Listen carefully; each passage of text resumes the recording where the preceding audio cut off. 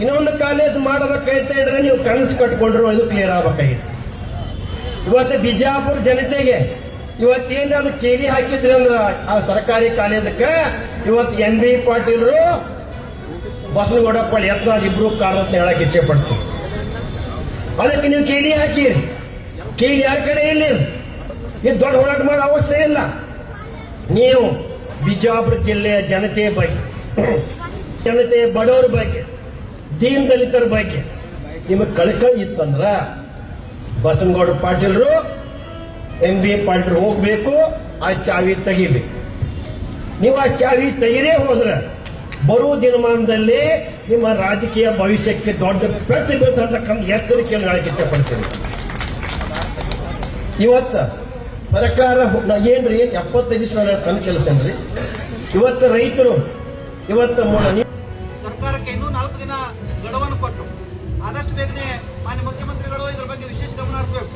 ಈಗಾಗಲೇ ನಾವು 10 lakh metric ton ಮೆಕ್ಕೆಜೋಳವನ್ನು ಖರೀದಿ ಮಾಡ್ರಿ ಅಂತ ಹೇಳಿ ಕೇವಲ ಮಾಧ್ಯಮದ ಮೂಲಕ ಹೇಳಿದ್ರೆ ಸಾಲಂಗಿಲ್ಲ. ವಿಜಯಪುರ ಜಿಲ್ಲೆಯಲ್ಲಿ ಈಗಾಗಲೇ ಖರೀದಿ ಕೇಂದ್ರ ಪ್ರಾರಂಭ ಮಾಡಬೇಕಾಗಿತ್ತು. ಇಲ್ಲಿವರೆಗೂ ಕೂಡ ತಾವು ಮಾಡಿಲ್ಲ. ಆದಷ್ಟು ಬೇಗನೆ ಇನ್ನೂ 4 ದಿನ ಟೈಮ್ ಐತಿ.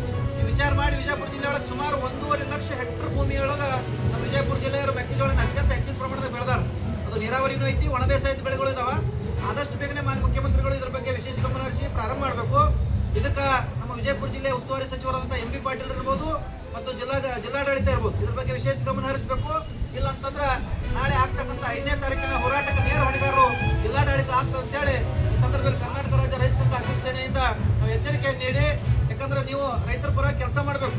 ಅದು ಬಿಟ್ಟು ಕೇವಲ ನೆಪ ಮಾತ್ರಕ್ಕೆ ಸರ್ಕಾರನಾಗ ಏನೋ ನೆಪ ಹೇಳಿ ರೈತರನ್ನೆಲ್ಲ ಬೀದಿ ತಳ್ಳುವಂತ ಒಂದು ಕೆಲಸ ಮಾಡಬಾರ್ದು. ಬರ್ತಕ್ಕಂಥ 5ನೇ ತಾರೀಕಿನ ಒಳಗಾಗಿ ಒಂದು ಸೂಕ್ತ ನಿರ್ಣಯ ತೆಗೆದುಕೊಂಡು ವಿಜಯಪುರ ಜಿಲ್ಲೆ ಇರುವಂಥ ಎಲ್ಲ ಮೆಕ್ಕೆಜೋಳನ ಯಾವುದೇ ಕಂಡೀಷನ್ ಹಾಕಂಗಿಲ್ಲ. ನೀವು 5 ಕ್ವಿಂಟಲ್ ಖರೀದಿ ಮಾಡ್ತೀವಿ ಅಂತ ಹೇಳಕತ್ತೀರಿ. ಈಗಾಗಲೇ ನಮ್ಮ ಕೃಷಿ ಇಲಾಖೆಯ ಅಧಿಕೃತ ಮಾಹಿತಿ ಪ್ರಕಾರ 20 ರಿಂದ 25 ಕ್ವಿಂಟಲ್ ಬೆಳೀತಾರೆ ಅಂತ ಹೇಳಿ ನಿಮ್ಮದೇ ಮಾಹಿತಿ ಐತಿ. ಮತ್ತೆ ಬೆಳೆದಂಥ ಬೆಳೆಯನ್ನು ಮತ್ತೆ ಎಲ್ಲಿ ಮಾರಾಟ ಮಾಡೋಕೆ ಹೋಗ್ಬೇಕು? ನಮ್ಗೆ ಇದೆಲ್ಲ ಆಗಂಗಿಲ್ಲ. ಒಟ್ಟಾರೆ ಎಲ್ಲ ಬೆಳೆದಂಥ ಬೆಳೆಗಳನ್ನ ಯಾವುದೇ ಒಂದು ತಕರಾರು ಇಲ್ಲದೆ ಬೆಂಬಲ ಬೆಲೆಯಲ್ಲಿ ಖರೀದಿ ಮಾಡ್ಬೇಕಂತ ಹೇಳಿ ಸ್ವಲ್ಪ ಆಗ್ರಹ ಮಾಡ್ತಾ ಇದೀವಿ. 5ನೇ ತಾರೀಕಿನ ಒಳಗಾಗಿ ಖರೀದಿ ಕೇಂದ್ರ ಆರಂಭ ಆಗಲಿಲ್ಲ ಅಂದ್ರೆ ಈ ಹೋರಾಟ ಉಗ್ರ ರೂಪಕ್ಕೆ ತಾಳ್ತದೆ. ಈ ಜಿಲ್ಲೆಯಲ್ಲಿರುವ 1.5